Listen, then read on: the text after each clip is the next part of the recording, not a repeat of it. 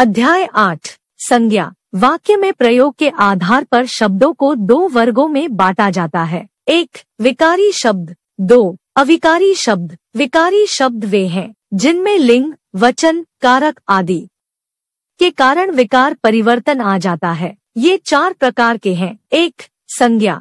2. सर्वनाम। 3. विशेषण। 4. क्रिया। यहाँ हम संज्ञा के बारे में जानेंगे। संज्ञा अर्थात नाम या पहचान। संसार में कोई भी वस्तु, प्राणी अथवा जीव बिना नाम के नहीं है।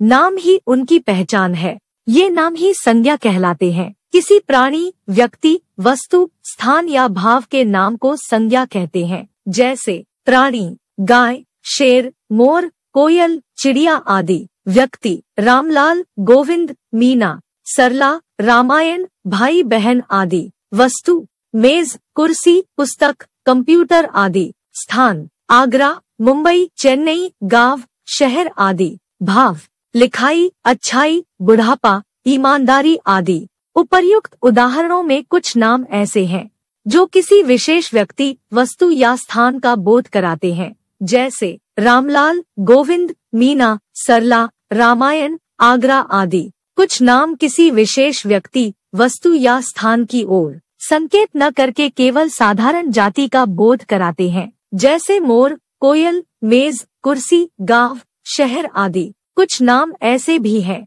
जो केवल भावों का बोध कराते हैं। जैसे बुढ़ापा, ईमानदारी, अच्छाई आदि। इसी आधार पर संज्ञा के मुख्य रूप से 3 भेद किए जाते हैं। संज्ञा व्यक्तिवाचक संज्ञा, जातिवाचक संज्ञा, भाववाचक संज्ञा। 1. व्यक्तिवाचक संज्ञा किसी विशेष व्यक्ति, वस्तु अथवा स्थान के नाम को व्यक्तिवाचक संज्ञा कहते हैं। पंडित जवाहरलाल नेहरू भारत के प्रथम प्रधानमंत्री थे। ताजमहल आगरा में यमुना तट पर बना है।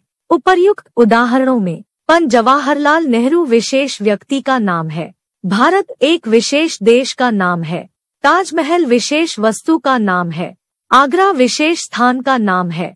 यमुना विशेष नदी का नाम है। ये सभी संज्ञा शब्द किसी व्यक्ति, वस्तु, स्थान आदि का बोध करा रहे हैं। इन्हें व्यक्तिवाचक संज्ञा कहते हैं। 2. जातिवाचक संज्ञा। जो शब्द किसी प्राणी, वस्तु या स्थान की पूरी जाति का बोध कराते हैं उन्हें जातिवाचक संज्ञा कहते हैं।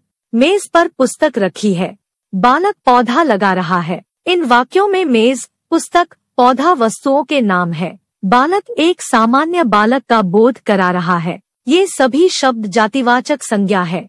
अन्य उदाहरण प्राणियों के नाम लड़का, लड़की, स्त्री, पुरुष, कुत्ता, घोड़ा, कबूतर आदि।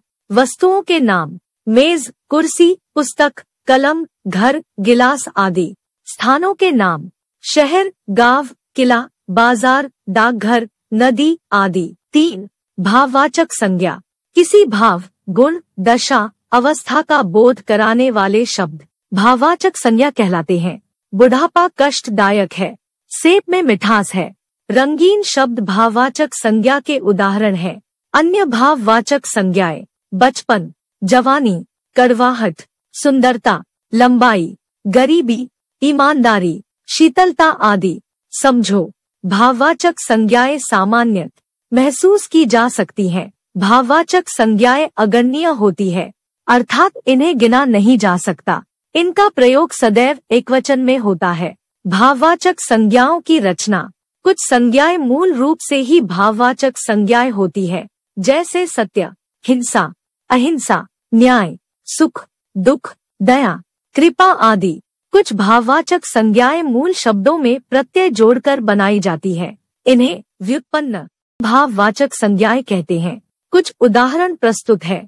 जातिवाचक संज्ञा से भाववाचक संज्ञा बनाना।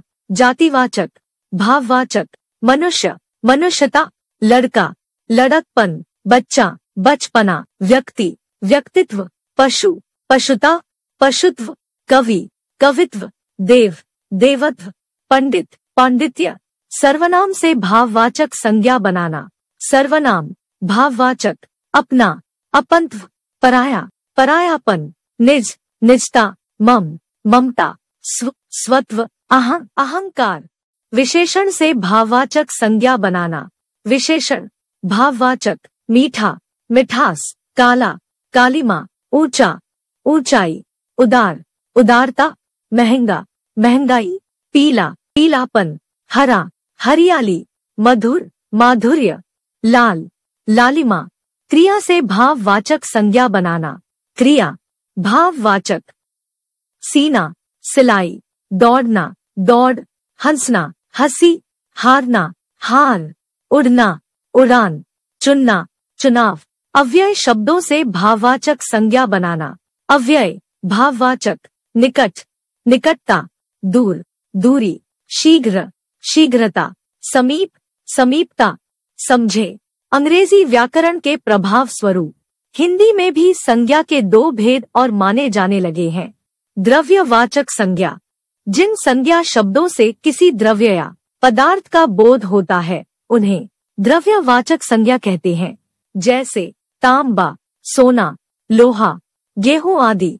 समूहवाचक संज्ञा, जिन संज्ञा शब्दों से एक ही जाति के व्यक्तियों या वस्तुओं का बोध होता है उन्हें समूहवाचक संज्ञा कहते हैं, जैसे पुलिस, दस्ता, सेना, कक्षा, झुंड, नाटक मंडली आदि। आपने पढ़ा और समझा। किसी व्यक्ति, प्राणी, वस्तु, स्थान या भाव के नाम को संज्ञा कहते हैं। संज्ञा के मुख्यतः तीन भेद है: व्यक्तिवाचक, जातिवाचक और भाववाचक संज्ञा। भाववाचक संज्ञाएं बनाई जा सकती हैं। संज्ञा के दो और भेद भी माने जाते हैं: एक, द्रव्यवाचक संज्ञा और दो, समूहवाचक संज्ञा।